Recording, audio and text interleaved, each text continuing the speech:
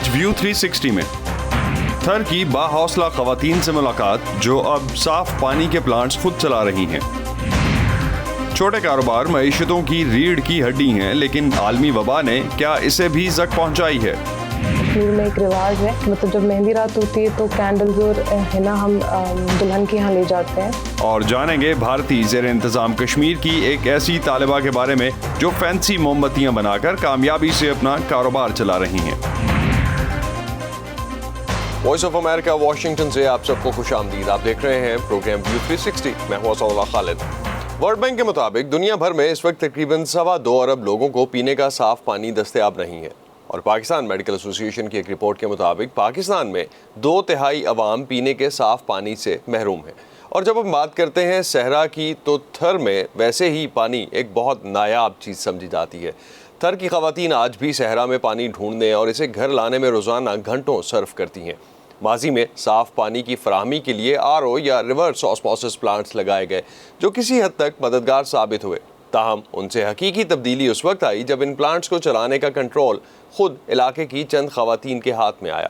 یہ سب کیسے ہوا، یہ جاننے کے لیے ہماری ساتھی سدرا ڈار نے سفر کیا تھر پارکر کا۔ آئیے دیکھتے ہیں۔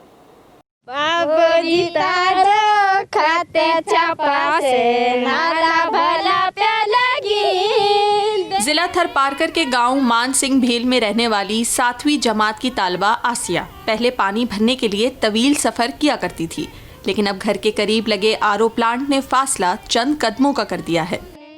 پہلے پانی تھا کنویں میں، کنویں سے ہم نکال کر ہم گھر پہ لے آتے تھے، وہ جو پانی تھا وہ کڑوا تھا، اور یہ RO پلانٹ آ گیا، اس لیے ہم پانی نکالتے نہیں ہیں۔ یہ مشن دیتی ہے ہم کو، ہم اس سے پانی لے کر جاتے ہیں گھر پہ پیتے اور کپڑے وغیرہ دھو دیتے ہیں۔ پہلے ہم جاتے تھے تو 2-3 گھنٹے لگ جاتے تھے، ابھی ہم کو 5 منٹ بھی نہیں لگتے۔ تھر پارکر میں کنووں سے پانی نکالنے کا کام ہر جگہ اتنا آسان نہیں۔ زیر زمین پانی کو اوپر کھینچنے کے لیے کہیں اونٹوں کی مدد لی جاتی ہے تو کہیں عورتیں رسوں کی مدد سے ڈول ڈال کر خود پانی نکالتی ہیں، اور یہ سب بڑا سا گھونگھٹ ڈالے کیا جاتا ہے تاکہ روایات کی پاسداری ہوتی رہے۔ لیکن صدیوں پرانے اس نظام میں اب کہیں کہیں کچھ نیا بھی ہو رہا ہے۔ پانی کی تلاش میں میلوں کا سفر طے کر کے کنووں تک جانا اور پھر اس پانی کو بھر کر گھروں تک لانا یہاں کی عورتوں کا معمول ہے، لیکن اسلام کوٹ کے چند گاؤں میں صاف پانی کی فراہمی سے نہ صرف یہاں کی عورتوں کو سہولت میسر آئی ہے، بلکہ ان پلانٹس کو چلانے والی کوئی اور نہیں، یہیں تھر کی ہی عورتیں ہیں، جسے یہاں پر عورتوں کی خود مختاری میں بھی اضافہ ہوا ہے۔ یہ پروڈکٹ کا فلو ہے، یہ بتاتا ہے کہ ہمارا میٹھا پانی RO یا ریورس آسموسس پلانٹ کی مدد سے زیر زمین پانی کو صاف کرنا اور اس کا کھارا پن دور کرنا ممکن ہوا، مگر خواتین کو اصل سہولت تب ملی جب پلانٹس کا کنٹرول ان کے ہاتھ میں آیا۔ کہ پہلے تو یہ ہوتا تھا کہ جب یہ پلانٹ پہلے تھے تب یہاں پہ لڑکے آپریٹ کرتے تھے، تب لڑکیاں جیسے کہ لڑکیوں کا آنا بہت مشکل تھا، عورتیں تو پھر بھی آ جاتی، کوانی لڑکیوں کا جو ہے نا وہ بہت ہی مشکل ہوتا تھا، بولتی وہ بندہ بیٹھا ہے کیسے جائے کیا کرے، ایسے بہت سے میں سوالات تھے۔ لیکن آج وہیں عورتیں بے ہچک اپنے پلانٹوں پر مطلب اپنے گوٹ کے پلانٹ پر آتی ہیں، پانی بھرتی ہے۔ 2 برس بند رہنے والا یہ RO پلانٹ آج 40 سالہ پٹھانی چلا رہی ہیں۔ یہ پلانٹ نہ صرف گاؤں کی پیاس بجھا رہا ہے بلکہ 8 بچوں کی اس ماں کے روزگار کا ذریعہ بھی ہے۔ پٹھانی روزانہ اپنے بچوں کو اسکول بھیج کر پلانٹ پر آ جاتی ہیں۔ ہم RO پلانٹ رو کم کراتی 7 بجے صبح ویلو کھولاتی، صبح 8 بجے آتی ہوں، اس کا وال کھولتی ہوں، پھر پلانٹ سٹارٹ کرتی ہوں۔ اس کام سے اچھی گزر بسر ہو رہی ہے۔ عورتیں پانی بھرتی ہیں تو گھر چلتا ہے، کھانا پکتا ہے تو بچے کھاتے ہیں۔ روٹی بھی جو آ کر لے آتے ہیں کھاسے، بچہ بھی جو کی کھاسے آ کر۔ سندھ کے ضلع تھر پارکر میں صوبائی حکومت نے 2009 میں RO پلانٹس لگانے کا آغاز کیا۔ 4.5 ارب روپے کی لاگت سے تقریباً 1300 یونٹ سندھ بھر میں لگائے گئے، مگر توجہ کی کمی کے سبب یہ وقت کے ساتھ غیر فعال ہوتے گئے۔ اسلام کوٹ کے بلاک 2 میں کوئلے کے ذخائر دریافت ہوئے تو کوئلے کی کمپنی اینگرو نے RO پلانٹس کو اپنے ذمے لیا اور انہیں فعال بنا کر یہاں کی عورتوں کے حوالے کر دیا۔ ہم نے یہ سوچا کہ چونکہ عورتوں کی مرد سے انٹریکشن یہاں پہ ایک کلچر کے اگینسٹ ہے، تو ہم نے پھر لوکل عورتوں کو RO پلانٹ پہ ٹریننگ دی، اور اس وقت ہمارے 9 RO پلانٹ جو ہیں اس میں تھر کی لوکل خواتین جو ٹرینڈ شدہ ہیں ان کو یہ رسپانسبلٹی دی گئی ہے کہ وہ ان کو چلائیں۔ सूरज की तवानाई से चलने वाले इन प्लांट से बिला तात्तुल 6 घंटे यौमिया 5 से 6,000 गैलन पीने के काबिल पानी फराहम किया जाता है। हिना ये प्लांट 15 माह से चला रही हैं। उन्हें शुरू में ये काम मुश्किल लगा, लेकिन अब वो इसकी माहिर हो चुकी हैं। सबसे पहले बात है, पहले अपनी जो प्लांट है उसको मतलब कि लॉक खोलते हैं, उसके बाद प्लांट की क्लीन सफाई करते हैं। क्लीन करने के बाद हम अपना रॉ वाटर टैंक फिल करते हैं, ताकि हमारे जो कोई ज़रूरत के हिसाब से पानी चाहिए। अगर फिल है तो नहीं करते, अगर फिल होता है तो हम बोर चला देते हैं। बोर के बाद हम अपना प्लांट चलाते हैं। जैसे कि प्लांट में वैसे बहुत से काम है, बैकवाश करनी है और बैकवाश के साथ प्लांट ऑन करना है, बैकवाश करके फिर प्लांट ऑन करते हैं, जैसे मतलब प्रोडक्ट बने हमारा। थर के अब भी बहुत से इलाके पीने के साफ पानी से महरूम हैं। ये वो चंद खुशनसीब गांव हैं जहां पानी भरने के लिए कतारें तो रोज लगती हैं, लेकिन यहां आने वाली औरतों के हाथ अब कुएं में डाले डोल के रस्से नहीं खींचते, बल्कि एक नल खोलकर मिनटों में पानी भरने का आराम पा रहे हैं। सिद्रा डार, voice of America, Tharparkar, Sindh. मुल्कों की तरक्की का इन्हिसार बहुत हद तक छोटे से दरमियाने दर्जे के कारोबारों पर होता है, इसीलिए इन्हें मईशत की तरक्की के लिए इंतहाई अहम समझा जाता है। कोविड-19 की आलमी वबा से मईशत के बेशतर शोबे इंतहाई मुतासिर हुए, जिनमें ज़्यादातर बड़े कारोबार और सनतें शामिल रहीं, लेकिन इस वबा से सबसे ज़्यादा नुकसान छोटे कारोबारों को हुआ। सबा शाह खान हमें मिलवा रही हैं रवा अल-सूफी से, जो कि वाशिंगटन DC के नज़दीक वाक़े हनरन नामी शहर में गरनाता रेस्टोरेंट चलाती हैं। 11 साल पहले जब अलकायदा ने इराक़ में रवा अल-सूफी के शौहर को उनकी आंखों के सामने कत्ल किया, तो उन्हें लगा उन्होंने ज़िंदगी में सब कुछ खो दिया है। फिर अमेरिका में एक पनाहगुज़ी की हैसियत से ज़िंदगी गुजारने और अनथक मेहनत के बाद 3 साल पहले उन्होंने गरनाता रेस्टोरेंट शुरू किया, और अब एक बार फिर कोविड की वजह से लॉकडाउन्स और पाबंदियों ने रावा को अपना सब कुछ खोने के दहाने पर ला खड़ा किया है। Here I closed 6 months already. I don't have any income now. यहाँ सब 6 माह बंद रहा, कोई आमदन नहीं। अगर कोविड की वजह से हालात ऐसे ही रहे तो शायद मैं सब कुछ खो दूंगी। कोविड के आगाज से अब तक अमरीकी हुकूमत मईशत को सहारा देने के लिए 2 इमदादी पैकेजेस जारी कर चुकी है। अब दूसरे के चेक्स जारी होना शुरू हो गए हैं। इन पैकेजेस के तहत कारोबारों को कर्जे, मराहत और ग्रांट्स फराहम की गईं। रावा कहती हैं ये छोटे बिजनेसेस के लिए नाकाफी है। Yeah, I already got a PPP loan. मैं पहले ही हुकूमत से ये चेक प्रोटेक्शन की मद में कर्ज ले चुकी हूँ, लेकिन ये नाकाफ़ी है। मुझे 20,000 मिले थे। 20,000। मेरा किराया 8,400 है। मुझे पहले ही किराए का मसला था क्योंकि मैंने 8 माह से अदायगी नहीं की थी। गो के कोविड के दौरान जारी करदा हुकूमती हदायत के मुताबिक मालिक मकान किराएदार को निकाल नहीं सकता, लेकिन गरनाता रेस्टोरेंट की इमारत के मालिक ने रावा पर अदालत में केस किया हुआ है। रावा सिर्फ किराए की मद में 80,000 की मखरूस हैं।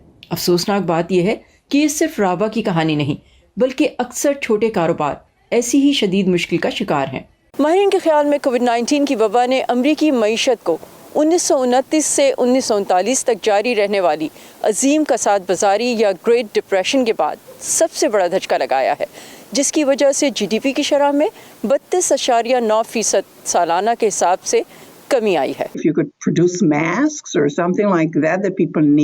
अगर आप मास्क बना रहे हैं या कोई ऐसा काम कर रहे हैं जिसकी लोगों को ज़रूरत है तो आप ठीक ठाक हैं, या आप नया कारोबार भी शुरू कर सकते हैं। लेकिन अगर आप किसी इमारत या स्टोर से अपना कारोबार चलाते हैं, छोटे कारोबार वाले, ख़ासतौर पर सर्विसेज के शोबों में जहां वैसे ही आमदनी इतनी नहीं होती, और फिर आपको कारोबार बंद करने के लिए कहा जाए या वहां खौफ की वजह से कस्टमर्स ना आए, तो ये तो आपके लिए तबाहकुन है। $900 अरब पर मबनी दूसरा स्टिमुलस पैकेज इन छोटे कारोबारों की कितनी मदद कर पाता है, इस बारे में स्टैनफोर्ड बिजनेस स्कूल की आनत आदमाती कहती हैं ये देखना अभी बाकी है, लेकिन पिछला इमदादी पैकेज छोटे कारोबारों को कोई खास मदद फराहम नहीं कर पाया। मेरा ख्याल है कि छोटे कारोबारों को बराह रास्त इमदाद की शक्ल में ज़्यादा रकम मिलनी चाहिए थी। कम से कम कुछ वसाइल ये जांचने पर लगाए जाते कि ये रकम कहाँ जा रही है, क्योंकि कुछ फ्रॉड भी हुए और नाअहली, धोखाधही और बदनवानी के बायस होने वाला ज़िया अच्छा नहीं। जो लोग सियासतदानों, बड़े बैंकों और ताकतवरों के करीब थे, उनको ज़रूरतमंदों की निस्बत ज़्यादा मदद मिली। लेकिन फिर भी रावा की तरह बहुत सौ की नज़रें नौ मुंतखब हुकूमत की जानिब लगी हैं। if the government makes some solution with landlord. اگر حکومت لینڈ لارڈز کے ساتھ کچھ طے کر پائے اور ملازمین کے لیے کچھ دے پائے تو شاید میں اسے جاری رکھ سکوں. راوا کے بزنس میں پہلے کی نسبت 70% کمی آئی ہے. وہ ہر ماہ $10,000 اپنی جیب سے کاروبار میں ڈال رہی ہیں. ان حالات میں ان کے مطابق وہ غرناطہ کو شاید صرف 2 ماہ مزید چلا پائیں، اور یہی وجہ ہے کہ وہ اپنی راتوں کی نیند کھو چکی ہیں. جبکہ ماہرین کے خیال میں وبا کے خاتمے کے بعد کچھ چھوٹے کاروبار تو شاید بحال ہی نہ ہو پائیں، لیکن بہت سے کاروبار لوگوں کی وبا کی وجہ سے بدلتی ہوئی عادات کے باعث بھی شاید ہمیں نظر نہ آئیں. Saba Shah Khan, voice of America, Fairfax, Virginia. برطانیہ میں سامنے آنے والی کووڈ-19 وائرس کی نئی قسم اب پاکستان اور امریکہ سمیت دنیا کے دوسرے حصوں میں بھی پھیل رہی ہے. پاکستان میں کرونا وائرس کے کیسز اور اس سے اموات میں کمی کے بعد اب ان میں دوبارہ سے تیزی سے اضافہ ہونا شروع ہو رہا ہے. دوسری جانب وائرس کی یہ نئی شکل اب امریکی ریاست کیلیفورنیا تک بھی پہنچ گئی ہے. کیلیفورنیا امریکہ میں اس وقت کورونا سے سب سے زیادہ متاثر ہونے والی ریاست ہے، جہاں اب تک 23 لاکھ سے زائد لوگ کورونا وائرس کا شکار ہو چکے اور تقریباً 26,000 کے قریب اموات ہو چکی. امریکہ میں سب سے پہلے کورونا وائرس کی یہ تبدیل شدہ شکل ریاست کولوراڈو میں سامنے آئی تھی، جو کہ اب ہمسایہ ریاستوں تک پھیلنا شروع ہو گئی ہے. متعدی امراض کے ماہر ڈاکٹر فاؤچی کا کہنا ہے کہ وائرس کی یہ نئی شکل مارچ میں سامنے آنے والی قسم سے زیادہ خطرناک نہیں ہے اور منظور کی گئی ویکسین اس کے لیے بھی مؤثر ہوگی. امریکہ میں اس وقت کورونا وائرس سے متاثر ہونے والوں کی تعداد 2 کروڑ سے تجاوز کر چکی، جبکہ مرنے والوں کی تعداد 3.5 لاکھ کے لگ بھگ ہے. کرونا وائرس پر اپڈیٹس کے علاوہ دنیا بھر کی اہم ترین خبریں، تجزیے اور معلومات جاننے کے لیے آپ آ سکتے ہیں ہماری ویب سائٹ urduvoa.com پر. اس کے علاوہ ٹویٹر اور انسٹاگرام پر ہمارا ہینڈل ہے @urduvoa. فیس بک پر ہمارا پیج ہے facebook.com/urduvoa. تازہ ترین خبریں، اہم واقعات، آڈیو ویڈیو رپورٹس اور تجزیے دیکھیں، سنیں اور پڑھیں VOA اردو کی اسمارٹ فون ایپ پر. خبریں اب ہر وقت آپ کی مٹھی میں. دہشت گرد تنظیم آئسس نے اتوار کے روز بلوچستان کے علاقے مچ میں ہزارہ کمیونٹی سے تعلق رکھنے والے 11 کارکنوں کے قتل کی ذمہ داری قبول کر لی. یہ پاکستان میں داعش کی اس سال کی پہلی بڑی کارروائی ہے. عراق اور شام میں اپنی شکست کے 1 سال بعد بھی سن 2020 میں دہشت گرد تنظیم داعش مشرق وسطیٰ سے افریقہ اور یورپ تک پوری دنیا میں درجنوں ہلاکت خیز حملوں میں کامیاب رہی. ماہرین کا خیال ہے کہ کئی ممالک میں موجود اس گروہ کے حامی اب بھی عالمی امن کے لیے خطرہ ہیں. مزید جانتے ہیں اس رپورٹ میں. یہ گزشتہ ماہ کابل یونیورسٹی پر داعش کے حملے کے بعد کا منظر ہے. اس میں زیادہ تر طلبہ پر مشتمل تقریباً 3 درجن افراد ہلاک ہوئے ہیں. یہ حملہ صدر ڈونلڈ ٹرمپ کے داعش کی علاقائی شکست کے اعلان کے کچھ مہینوں بعد ہی داعش کے 2020 میں عالمی سطح پر درجنوں کامیاب حملوں میں سے ایک تھا. امریکی فوج، ہمارے اتحادیوں اور شامی ڈیموکریٹک فورسز نے شام اور عراق میں داعش کے زیر قبضہ تمام علاقے کو آزاد کروایا ہے.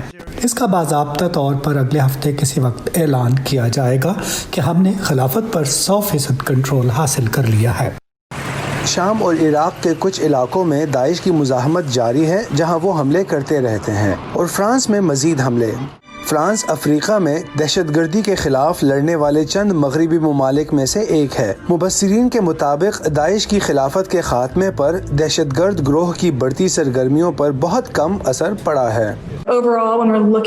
مجموعی طور پر جب ہم افریقہ میں اسلامک اسٹیٹ کی سرگرمیوں کو دیکھتے ہیں تو وہاں کامیابی حاصل کرنا مشکل نہیں. وہاں اس گروہ کے لیے سرگرمیاں جاری رکھنے کے مواقع موجود ہیں، جیسے مقامی تنازعات جس میں اس نے خود کو شامل کیا ہے. واضح طور پر مغربی اتحادی افریقہ کے تنازعات میں الجھنے میں کوئی دلچسپی نہیں رکھتے.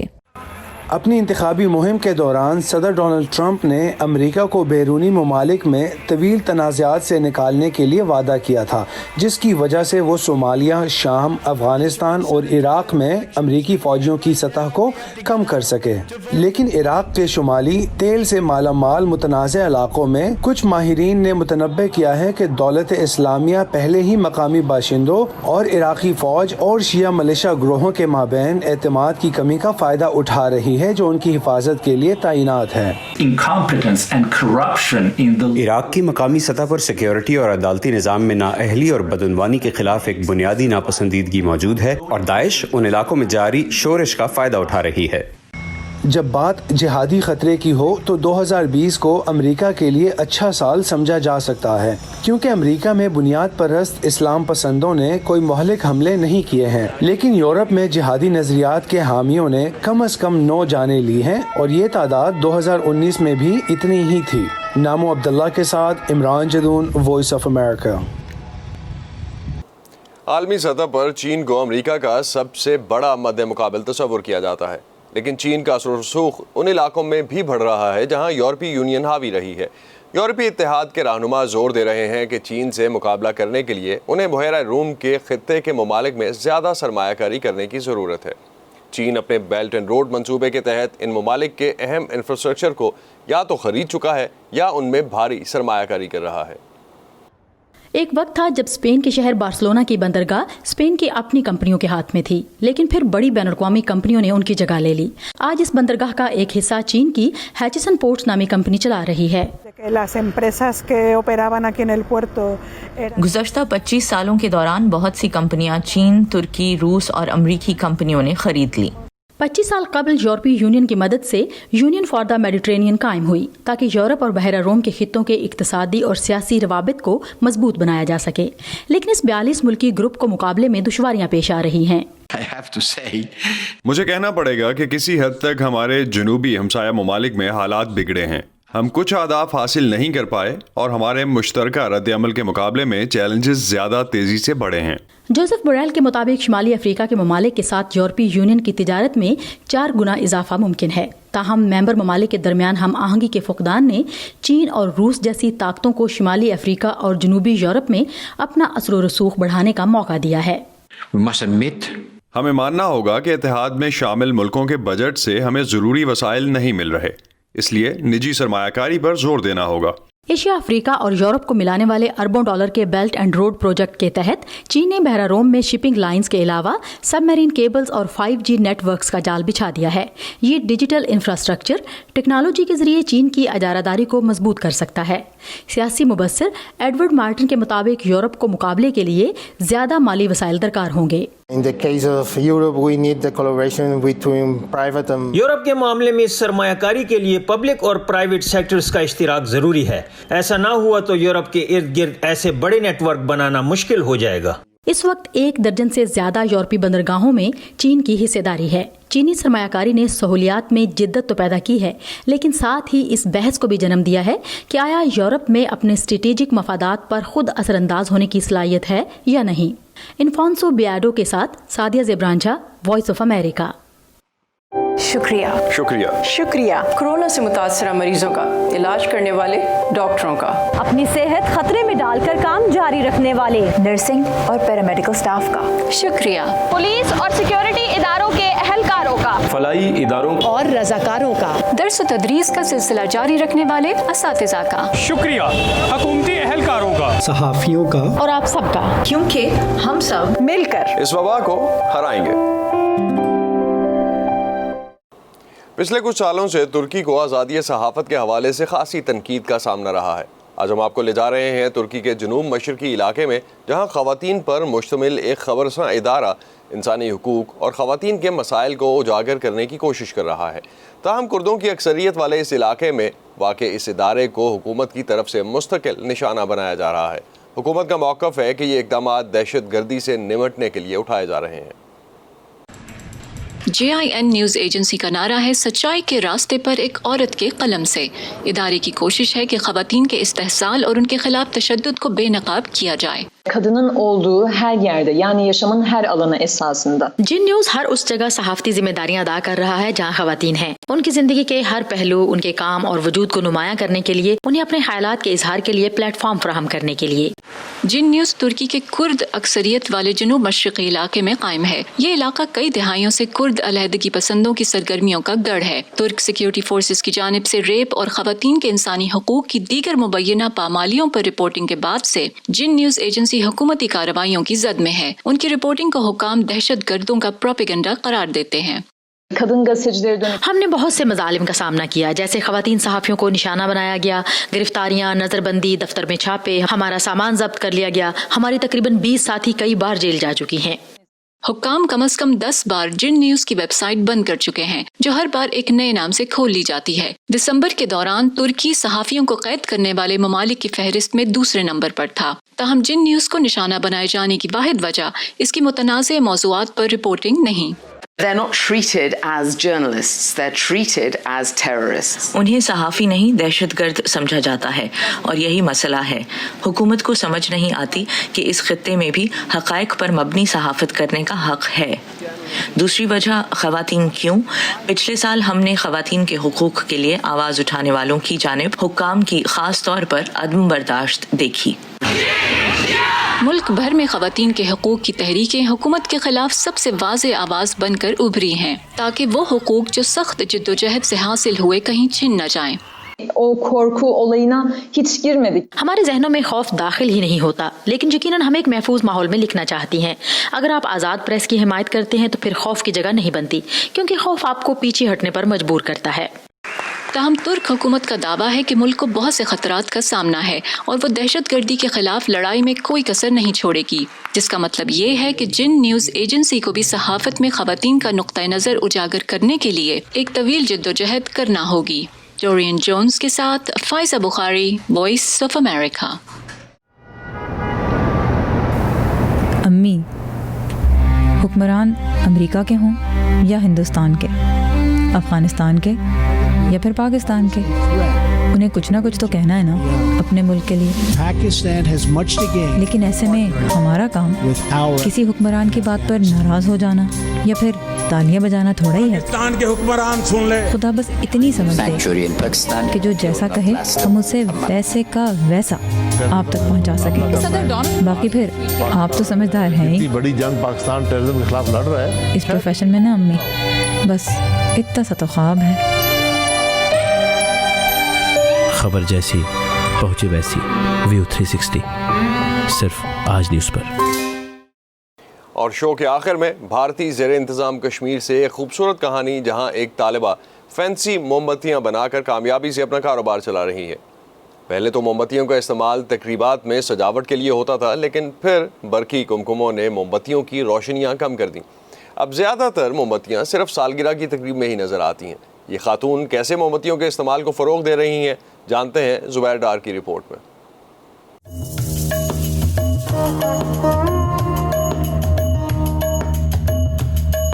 जस्ट मैं चाहती हूँ कि लोग कैंडल्स खरीदें, लाइक भूलें ना इस कल्चर को, लेकिन अब मैं चाहती हूँ कैंडल्स अब पॉजिटिव वे में लोग यूज़ करें, लाइक किसी भी त्यौहार पे या लाइक नॉर्मली ओकेजनली भी यूज़ करें, एक हैप्पी मोमेंट बनाने के लिए, खुशगवार माहौल बनाने के लिए लोग इसे यूज़ कर सकें।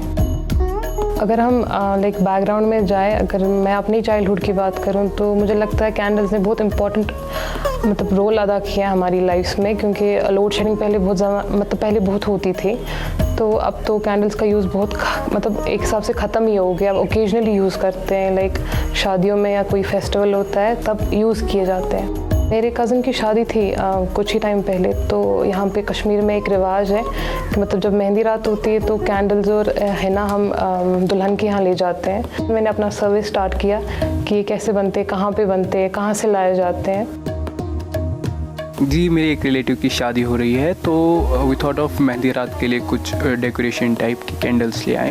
तो मैंने देखा जो डिज़ाइंस थे that way quite good. I was amazed to see the designs as well as the prices that way quite low as compare to what I get from outside Delhi.